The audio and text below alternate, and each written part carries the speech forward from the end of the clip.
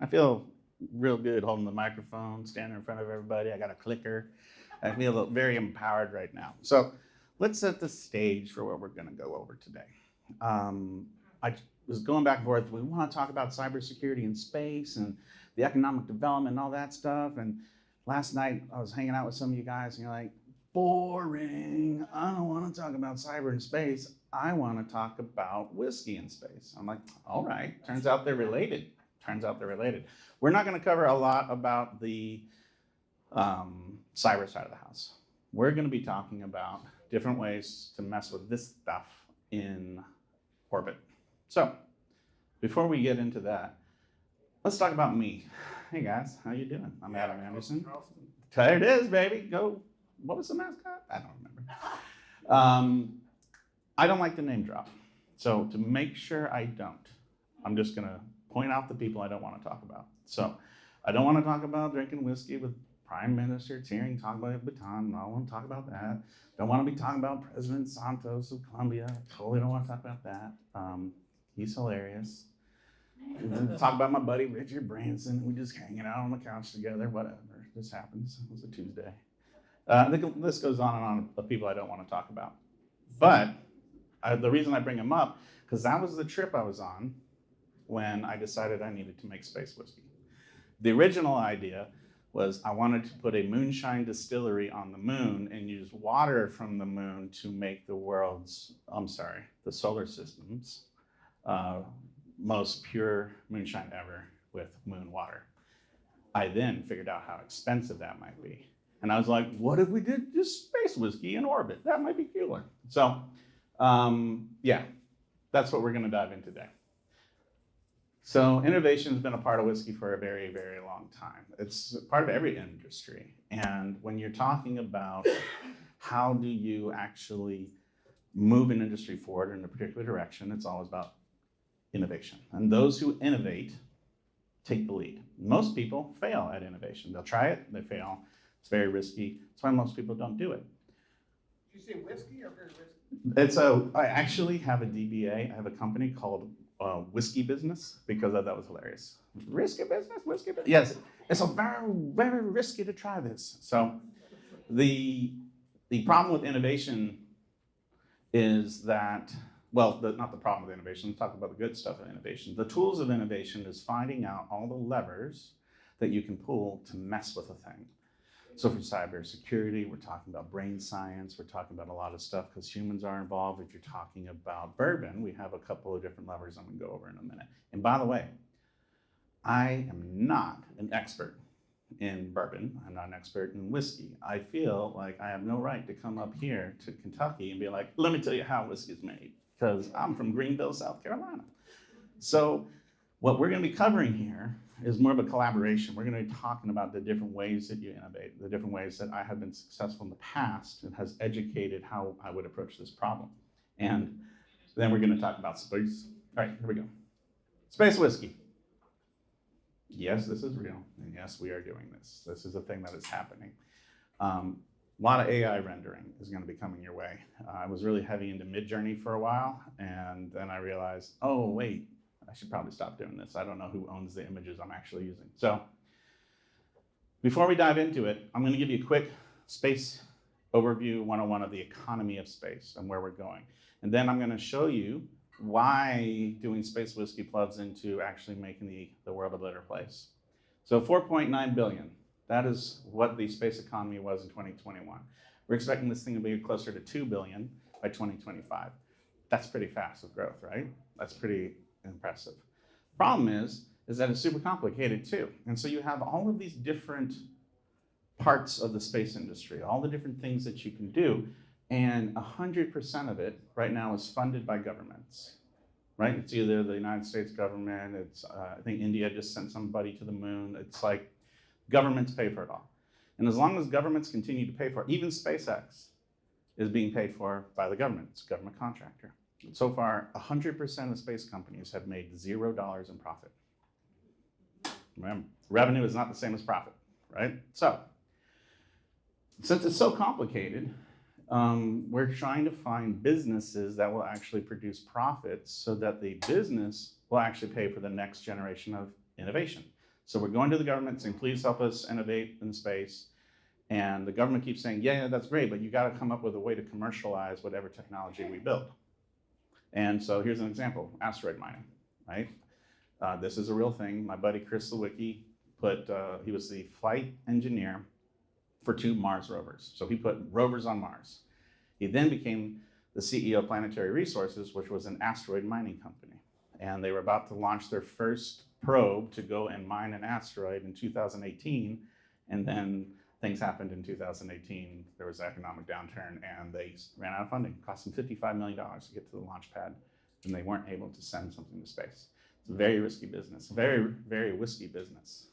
That's gonna be a theme, I think. Thank you, James. So if you look at this is kind of the part of the space industry that we're gonna be playing with when we're talking about whiskey, is we're gonna be sticking to low Earth orbit. And a lot of great things are happening right now. We're making progress in creating really cool crystals for fiber optic cables. We're researching 3D printing organs. We're doing all kinds of crazy cool stuff. And all that stuff is still decades away. So what we needed was some way to actually use all this infrastructure that we had built and generate some cash. So the idea here is create businesses that cash flow and get money back into your investors' hands within 3 years. So that way they can do it again and do it again. And then the private sector takes over innovation. So let's talk about the levers that I think we pull for Bourbon that space is a part of. So there's a lot of things that we can do to mess with Bourbon. These are the ones that I'm going to be focusing on as far as space goes. Hold on, I have to pause. This is so cool. We're literally talking about tossing whiskey into space as like adult human beings. Sci-fi is here, kids. It's awesome. So environment, what's going on with the environment? What's going on with the radiation? This is the big question mark. I don't know. Are we gonna accidentally kill people who drink our whiskey? We should really test some things. Then the different kinds of ingredients. So start with some ingredients. Everybody knows that this is important, yeah? So what are different ways we can screw with the ingredients? How do we mess with the ingredients? Well, you already have Kentucky. You got a company in Lexington called Space Tango. Space Tango is one of the few companies that has the right to do engineering and manufacturing on the International Space Station. And so what do they do with that? Oh yeah, there they are. Hey Lexington, what's up? So they actually do most of their work 227 miles above the Earth's surface on the International Space Station. And what do you do when you have access to the world's most expensive platform? You work with Budweiser to grow some hops. That happened, guys. Budweiser is looking at putting a brewery on Mars. Just skipping the moon. They're just going right there. By the way, I don't think the guy who ran this project works for Budweiser anymore. But they grew all of this stuff. They grew all the parts that you needed to make beer, and then they took it back, and we don't know what they did with it. So we'll have to ask the Space Tango guys what they did with it. So that's one of the things we can do. They also grew hemp, by the way, and they brought hemp down from space and they put it in a greenhouse. So they put seeds up in space. They tried to grow it a little bit. It got hit with some radiation. They put it down into a greenhouse and they had a control group of hemp, and then they had the space hemp, and the pesticide system screwed up and sprayed everything way too much. And they're like, oh no, we killed our space hemp and we'll just plant it anyway. Well, the control group died and the space hemp grew faster and bigger than ever. Does that mean that space makes hemp grow quicker? Does that mean that, we don't know, it's too small of an experiment, and each experiment costs a lot of dollars, which is why we need to innovate and get some cash going in. All right, so that makes sense, right? We can screw with the ingredients. Environment. The big barrier for aging whiskey in space is 0G, because it doesn't mean that it doesn't actually interact with any of the things we put up there. So Ardbeg Scotch, as my boy Justin, he's on our board, he ran this experiment. So he's one of the few, like what would you call a guy who was on Earth, ran the experiment to age Scotch on the International Space Station? That's not a distiller. Anyway, that's your homework. You guys text me and let me know. But so he was with the company Redwire, and they put Ardbeg Scotch on the ISS for about a year. And they just put some wood chips in it, and they just let it float there. And then they brought it back, and it tasted like garbage, like really horrible bad. And I think it tastes bad anyway, and apparently it can get worse. So be careful what you do. Space. Yeah, but when we started working with Justin, I was like, I owe it to I should drink the space scotch. And I was like, oh, I don't like it. I don't like it. And then I realized I'm a grown person. I don't have to do things I don't want to do anymore. So we took that and we're like, okay, so we have to address what happens with zero G, right? So already we know how to make cool, we can use space to make cool ingredients, but how are we going to get over this zero G thing? By the way, Centauri also did this. And they sent 5 different vials up to space, as well as a lot of different materials that they want to bring back and actually see how does this work? How can we change the flavor? These guys weren't planning on monetizing in it. They just love the science of whiskey so much that that's what they chose to do. I don't know what their findings were, but I do love that they went to for science. Thank you, Forbes. We got it. All right, so how are we going to mess with how are we going to overcome the zero G problem? Well, the zero G problem means that that there's no action happening. So we need to affect the whiskey somehow. And the way we're going to be doing that is with ultrasonic maturation, which sounds super fancy. Basically, we're going to hit the whiskey with sound waves. This is Spinal Tap, just for the baby boomers and Gen Xers. Okay, you're welcome. Oh, I got at least 3 thumbs up, and the rest of you have a long time to live still. That's all right. 4 in the back. All right, so we're gonna hit this thing with sound waves. So this is this is not what we're building. This is something that's already been up there before, and we're really good at messing with liquids in space right now. What we're gonna be doing though is a 10-liter tank, and we're gonna put the barrel inside the tank. Then we hit it with the ultrasonic emitters. And I'll tell you what we're going to be hitting it with, because it's not going to just be like white noise. No, we're going to do fun stuff here. And it's a self-contained thing. So what goes inside of that, by the way, here's some more examples of things that we're talking about. The interesting problem we're going to have to overcome, which they already have overcome, is how do I keep everything going? I'm only going to orbit for 3 months, and we're going to age the whiskey 30 years in 3 months because it's space aged. We just I thought that was a laugh line. That's okay. You guys, is everyone all right? We all engage? Is this just so amazing that you guys can't? Okay. Oh, wait. Okay. I get that a lot, by the way. It's like, I'm working on it, guys. So here's an AI rendering of what the inside of the barrel might look like. So the inside of the barrel is going to be a lattice work of wood. And so one of the things that's great about this trip up here is that I got to talk to people who are great at barrels. I had an aha moment. I'm surrounded by space nerds who have spent 15 days on the International Space Station, shuttle commanders, guys, and I'm like, who knows about whiskey? And we're like, oh, no, man, I can shoot rockets, but distillation, that's something bigger. I don't know how to do that. So I decided this is where I need to come to partner with the actual craft of making the whiskey. Pretty cool, huh? All right. Hey, this is Shinedown. This is what I'm going to blast into the whiskey. So this is my buddy, Barry. Hey, Barry. We went to high school together, played Dungeons and Dragons together, and now he's a rock star. He's a nerd, people. Don't believe it, just because he throws drumsticks and sets things on fire. So we can do anything we want. So I was like, yeah, we're going to go ahead and do this. And I'm going to, my daughter's got an amazing voice, so I'm going to let her be the lead singer and make my baby girl the first ever space rock star. Yeah, that's you didn't need to know that, but I needed to say that. Daddy flex. So we can do anything we want, and it's interesting because Shinedown won't be the first band that aged whiskey with music.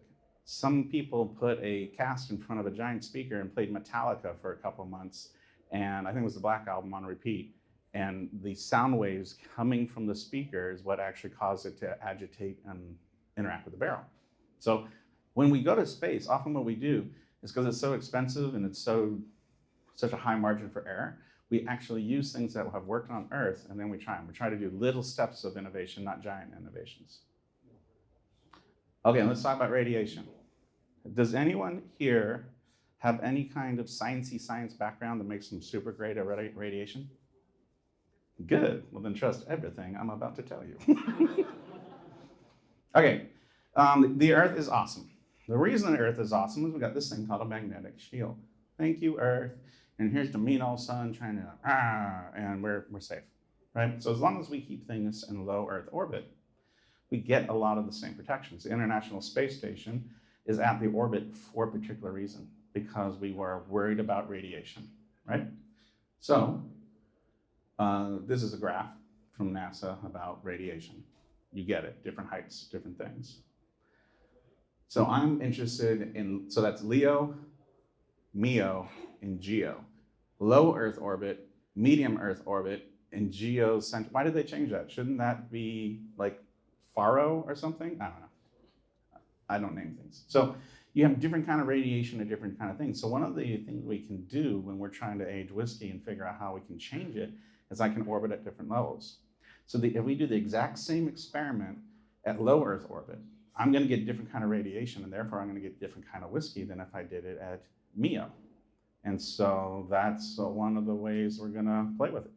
And I really have no idea if it's going to be safe to drink the farther away we get. So if we're outside of the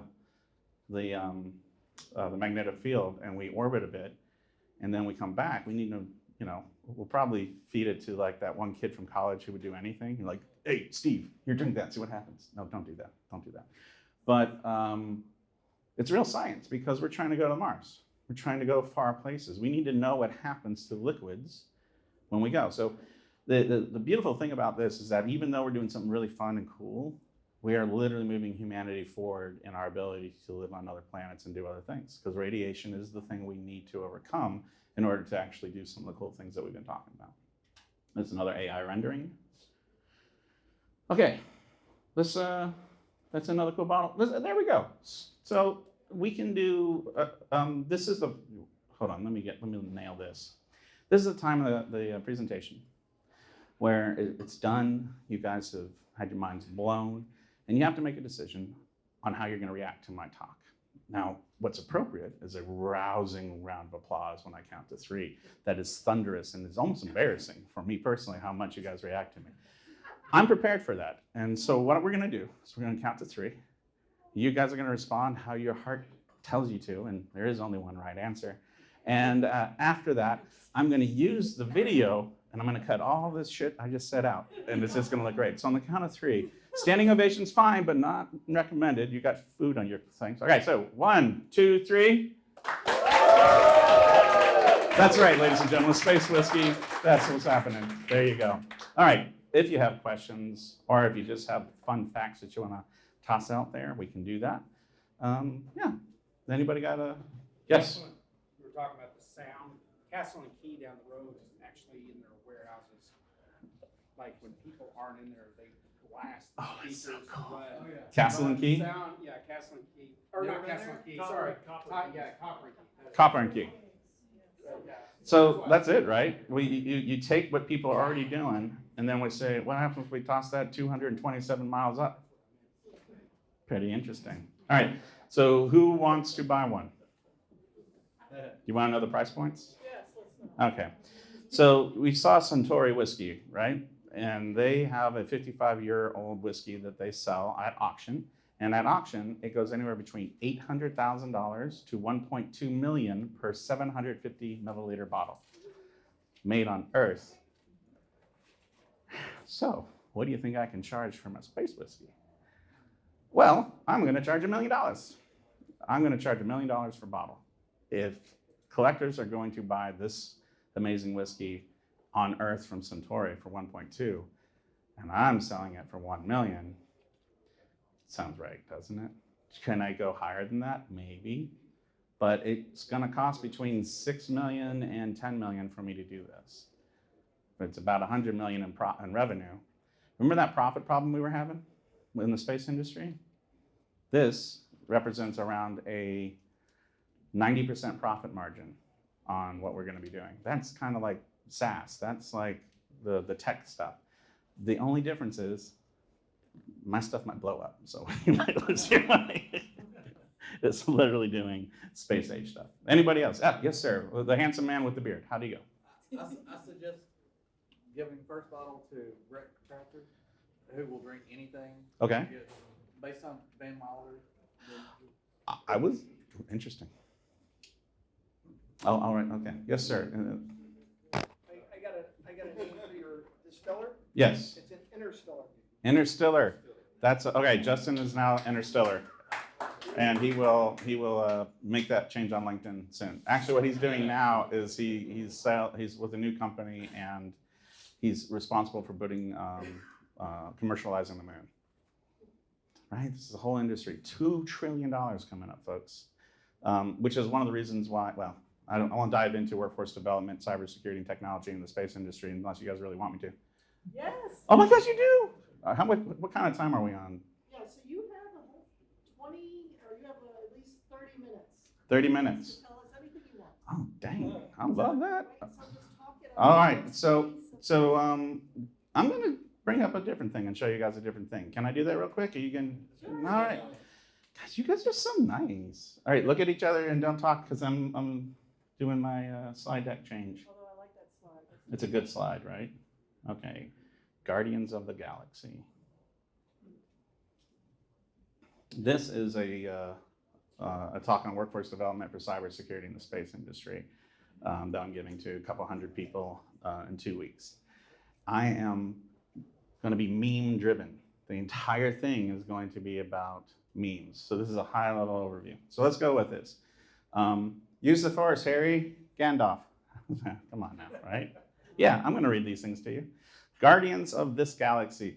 So, again, I don't like to name drop, but I was hanging out with this guy, right? And it was the second time I was on the island, and we were having breakfast, and he's like, Adam, look. Wait, we can't see who that is. Oh, that's not Epstein, right? no, that's Sir Richard Branson. Sir Richard Branson. Yeah, no. Oh, you good coaching. Let's be real clear. Sir Richard Branson, Necker Island, British Virgin Islands. That guy. Okay, so he's like, oh no, look, Russia shut down a satellite because he cares, because he has space companies. And I said, who cares? You just, on Virgin Orbit, you just sent up 24 different CubeSats that use the internet for command and control. I can ping those IP addresses right now. Who cares if you can kinetically shoot down a satellite? That's really expensive. A young person in their basement can shut down whole constellations of satellites through denial of service attacks. We're innovating so fast in the space industry that cybersecurity is not keeping up with it. So what's the purpose of cybersecurity in space? I'm glad you asked.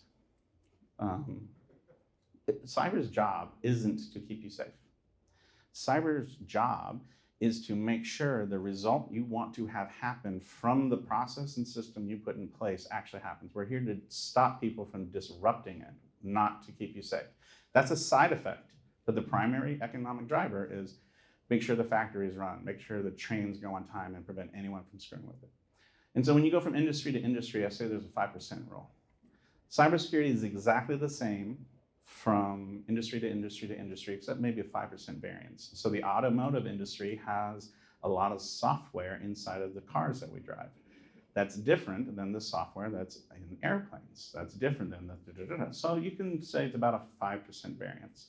So that means if we're looking at the space industry, that means there is a 5% variance that still needs to happen, and we need to develop all that. Is that checking? I just figured out I'm going to get a second standing ovation. This is so cool. Here we go. Okay, so let's talk about, I think my cyber nerds 2 weeks from now are going to totally dig these memes. Okay, so cyber, the history of cyber, it started a long time ago. It actually started with the telegraph. It started even before with code breaking. And cyber is nothing more than all of the cool things about how do I protect data, how do I protect data flow, how do I make sure that what I'm intending to communicate is actually happening on the other side of the world. And so you have that variance, and now we get into the space age. And the space age is being fueled by the same thing that fuels almost every other age, but we're going to dive into it. Why did we go to space? Well, the first reason we went to space is military dominance. The space race was about who can put satellites in space and spy on the other one. It was who can put weapons in space. It was a very, very fear-based space race.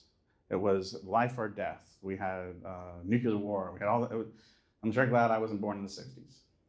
Then we were like, oh, we got all this infrastructure. We should probably do something cool with it. So there was a season of knowledge. But, you know, hey, we got weather satellites now. We're spying everybody. We actually can see erosion. We should maybe worry about this. So a lot of the space stuff we put up there is now looking back at Earth and trying to give knowledge. Now we're talking capitalism. Hey, that's my bag. I love me some capitalism. We'll fall back to there. Then resiliency. A lot of people, like Elon, is trying to be like, what happens when we're a multiplanetary species? How do we not die when an asteroid hits us? And then we have sustainability, which is how can we make the world a better place? The reason I love asteroid mining is because I don't love strip mining. The $55 million that was given to my buddy Chris to go and try to mine an asteroid came from the mining industry.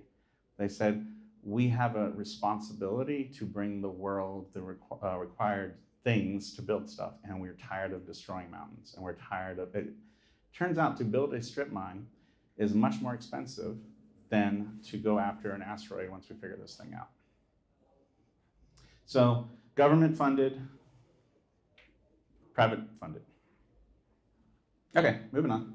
Let's talk a little bit about capitalism. I'm not gonna, this is me talking about space whiskey for no reason whatsoever to a bunch of cybersecurity people, because why not? It's the coolest thing ever. Boop, boop, boop, boop, boop. You've already seen these. So let's talk about what cyber needs to be aware of, right? So one of the things that I'm gonna do with the Space Whiskey project is I'm going to be hiring red teams. I am going to be deploying cyber warfare against my own infrastructure. This is a reason to do things that teach me how to better protect the space industry. And if I own this space company I'm hacking, I can do a lot of cool things to it. So you have ground control. This is mission control is launch, landing, and then in-space internet. Then you have the stuff that's going around the world that has communications. Has anyone ever heard of the Blackjack project the military is doing? Space Force is doing Blackjack. All right. If I hack or I mess with one of these satellites, then I can't really fly up there and be like, turn the thing off. You know how you turn your computer on and off when it's not doing the thing you want? You can't do that up there. So what Blackjack is a constellation of satellites that Space Force is putting all around the world that is a secondary internet that their satellites are able to then communicate with. So it's a backup internet, right? It's pretty cool. Well, I didn't know they were doing that, and I created something called Orion's Belt, which sounds so much better than Blackjack. And then someone's like, no, we got that, bro, we're good. I'm like, okay, cool. And then you have all this stuff. So cyber has to make sure all this stuff works, and there's different attack vectors on each and every one of these infrastructure nodes. Oh, wow, that's a handsome man staring off into space, empowered by AI. All right, back to cyber.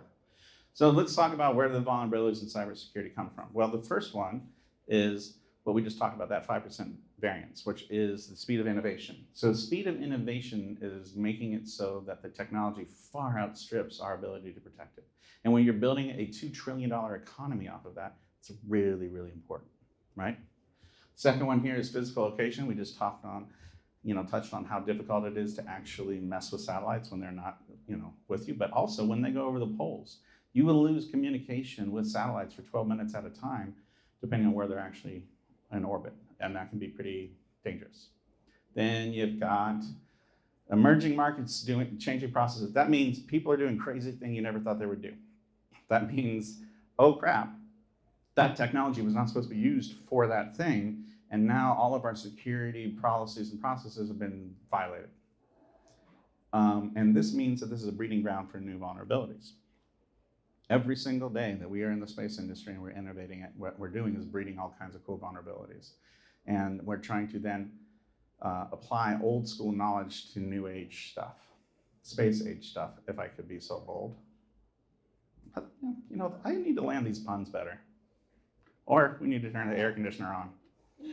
Anybody? All right, so when you're looking at going after new strategies or addressing new vulnerabilities, you need new strategies. You need to start from the beginning and look at it with fresh eyes. And so, new standards, an emphasis on resiliency, boom, boom, boom. When we're talking about cybersecurity strategy and we're talking about building plans to keep things safe, we have to look at all new things. And so after you have made a breakthrough in cybersecurity, you have one smart person figure a thing out. How do you make sure everybody else knows about it, and how do you all agree on how to communicate to each other? Those are standards, right? Emphasis on resiliency is I'm threat aware. What is the best way? Like, if we know that trains are going all over the world, we probably need to make sure that the resiliency is that they operate and are safe. So I know I need to protect the rails, I need to protect the communication, I need to protect the GPS, all the things, right? Same thing. So we have to understand, what does a resilient operation of space look like? Then threat intelligence has to be acted on accordingly. And then physical and digital security is still a big question mark for the space industry. We know what to do on the actual Earth, but in space, big question mark. So here's my answer. We need a new internet. Anyone see Starship Troopers? So it's a wonderful movie. I think we need a new internet. And yes, the blackjack is a beginning of that, but that's for military use. For private sector use, we need to be able to have better ways of communicating back and forth. And I'm also very, very sad. Do you guys remember when the internet was made? Yeah, no. Ooh. That's right. So the DARPA did it, right? DARPA and some universities. How do we talk to each other? It was a closed network. It was never meant to be open to the rest of us. And so they didn't worry about security. So the internet is designed for rapid sharing of really cool ideas. And it's always a leaky boat. No matter what happens, it's always a leaky boat that we have to slap security on top of. So security at this point is a very reactional based industry. We have an opportunity to build an infrastructure and a way of talking to different devices that has nothing to do with our current architecture. We don't have to use TCP/IP.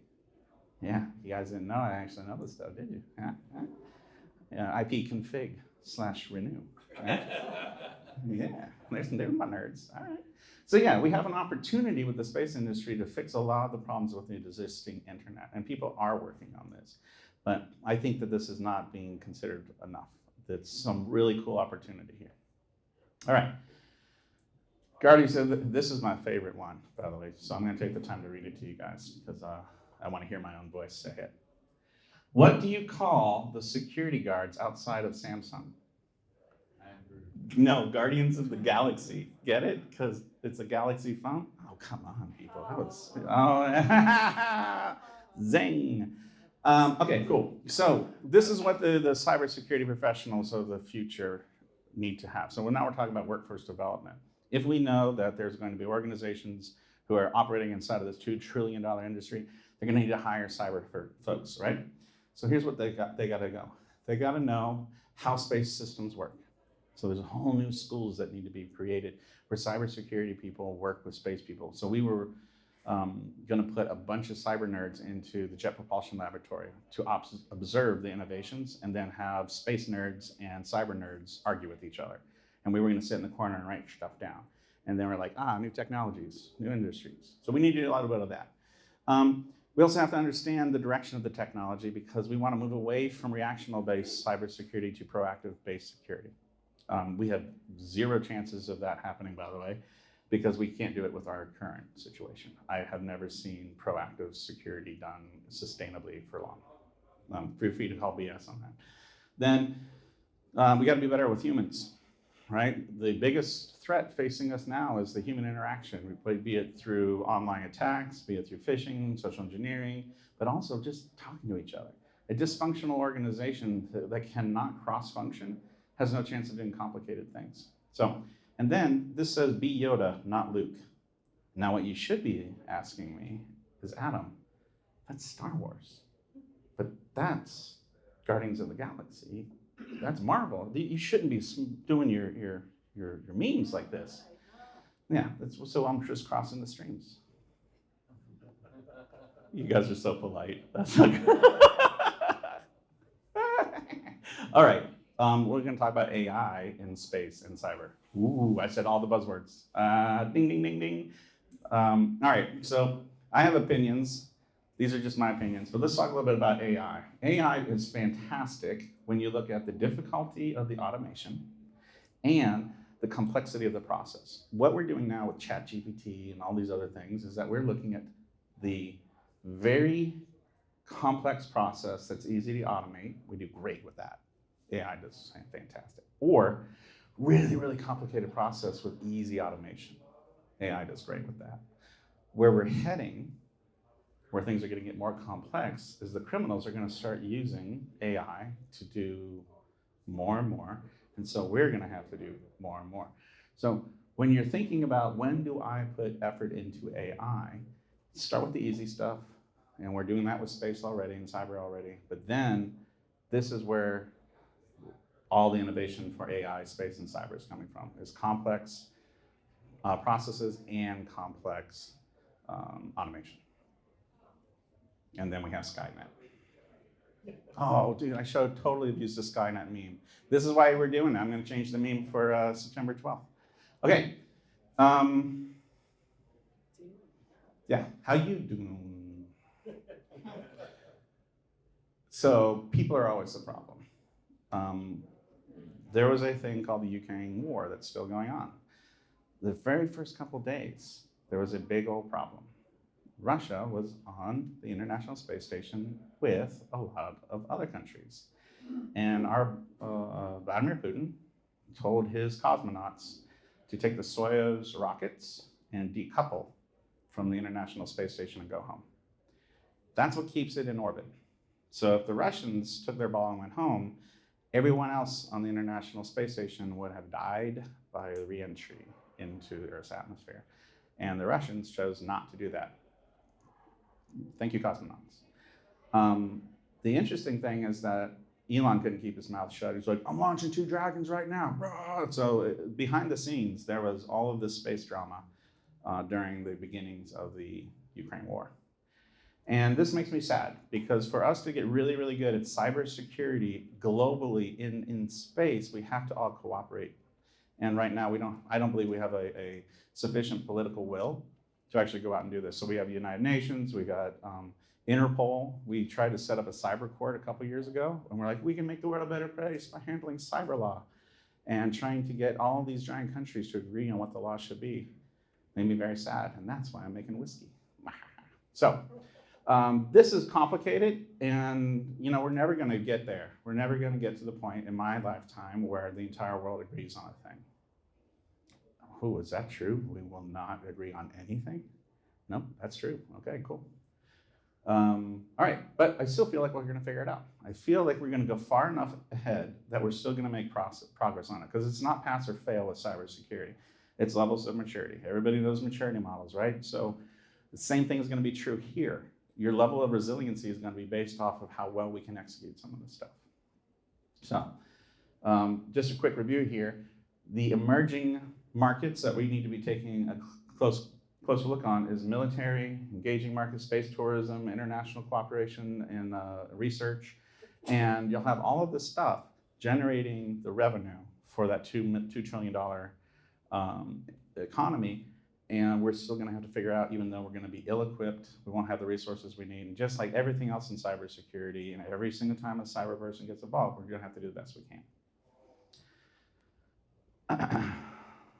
This is what a cyber professional needs to do. And then you should join me in Colorado. We're going to do cybersecurity ISA right here. And this is where I pause for more. By the way, this is my favorite. Teach what you have learned. Come on, Mark Hamill. You're hilarious. You're so adorable. And then the crowd went wild. And then they realized that wasn't quite wild enough, and they tried again, and they did better this time.